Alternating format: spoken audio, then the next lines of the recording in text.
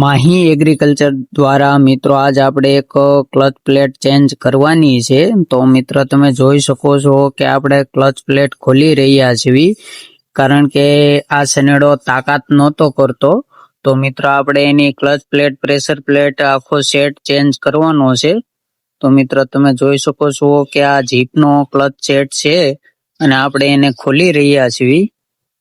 તો મિત્ર તમે જોઈ શકો છો કે આપણે ક્લચ સેટ ખોલી નાખ્યો છે. હવે એનું એડેપ્ટર અંદરનું ખોલવાનું છે, કારણ કે એનો અંદરનો બેરિંગ ગાળો વયો ગયો છે અને આ બેરિંગ ગાળો વયો જાય એટલે મિત્રો ખાસ એને બેરિંગ ગાળો કમ્પ્લીટ કરાવવો પડે. નકર આપણે જે ટોપ શાફ્ટ આવે છે એની દાંતી કાઢવાનો અથવા ક્લચ પ્લેટની દાંતી કાઢવાનો પ્રશ્ન બને છે.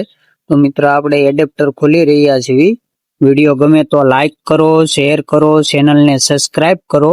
અને તમારે જો કોઈ પણ જાતનું સનેડાનું કામકાજ હોય તો અમારો કોન્ટેક્ટ કરી શકો છો. અને અમારા માહી એગ્રીકલ્ચરના સનેડા લેવા માટે પણ તમે અમારો કોન્ટેક્ટ કરી શકો છો. તો મિત્ર તમે જોઈ શકો છો કે આપણે એડેપ્ટર નો બોલ્ટ ખોલી નાખ્યો છે. ત્યારબાદ એને હથોડીથી ધીમે ધીમે ઠપકારવાનું છે, એટલે આખું બહાર નીકળી જાહે. તો મિત્ર તમે જોઈ શકો છો કે આપણે એડેપ્ટર ખોલી રહ્યા છીએ.